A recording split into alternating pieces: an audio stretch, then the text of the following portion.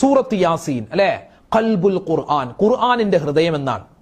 സ്വർഗത്തിൽ സീറ്റ് ഉറപ്പാണ്. അതായത് ഒരു മനുഷ്യൻ നബി സല്ലല്ലാഹു അലൈഹി വസല്ലം തങ്ങൾ രാവിലെയും വൈകിട്ടും ഒരു ദിവസം തന്നെ 2 പ്രാവശ്യം സൂറത്ത് യാസീൻ ഓതുമായിരുന്നു. നമുക്കും പറ്റുന്നത് പോലെ അങ്ങനെ ഓതുക, ഇല്ലെങ്കിൽ ഒരു ദിവസം 1 പ്രാവശ്യമെങ്കിലും പറ്റുന്നത് പോലെ യാസീൻ ഓതുക.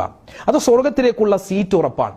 ഒരു ദിവസം സുബഹി നമസ്കാരത്തിന് ശേഷം ഒരാൾ സൂറത്ത് യാസീൻ ഓതിയാൽ അന്നത്തെ കാര്യങ്ങൾ അവനിക്ക് ഖൈറാകും, എളുപ്പമാകുമെന്നാണ്. മുസീബത്തുകൾ മാറുമെന്നാണ്. മുറാദുകൾ വെച്ച് ഓതിയാൽ അത് ഹാസിലാകും. കടങ്ങൾ വീടാൻ, രോഗങ്ങൾ മാറാൻ, ദുഃഖങ്ങൾ മാറാൻ, ജോലി ശരിയാവാൻ, അങ്ങനെ എന്തെങ്കിലും ഒരു ആവശ്യം നമ്മൾ മനസ്സിൽ കരുതിയിട്ടാണ് ഓതുന്നതെങ്കിൽ ആ ആവശ്യം അല്ലാഹു തആല നിർവഹിച്ചു തരുമെന്നാണ്.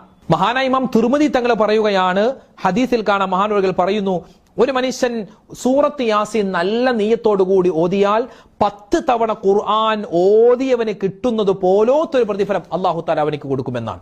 ഇമാം ദാരിമി തങ്ങൾ പറയുന്നു, രാവിലെ ഒരു മനുഷ്യൻ യാസീൻ ഓതിയിട്ട് ദുആ ചെയ്താൽ അവന്റെ അന്നത്തെ ആഗ്രഹങ്ങൾ സഫലീകരിച്ച് കിട്ടുമെന്നാണ്. ഒരാൾ മുടങ്ങാതെ യാസീൻ സൂറത്ത് ഓതുകയാണെങ്കിൽ അവന്റെ പാപങ്ങൾ അവശേഷിക്കില്ലെന്നാണ്. മരണപ്പെട്ടവർക്ക് കൊടുക്കാൻ പറ്റിയ ഏറ്റവും വലിയ ഗിഫ്റ്റാണ് സൂറത്ത് യാസീൻ. യാസീൻ സൂറത്തിന്റെ നേട്ടങ്ങളൊക്കെ പല വീഡിയോയിൽ നമ്മൾ പറഞ്ഞിട്ടുണ്ട്.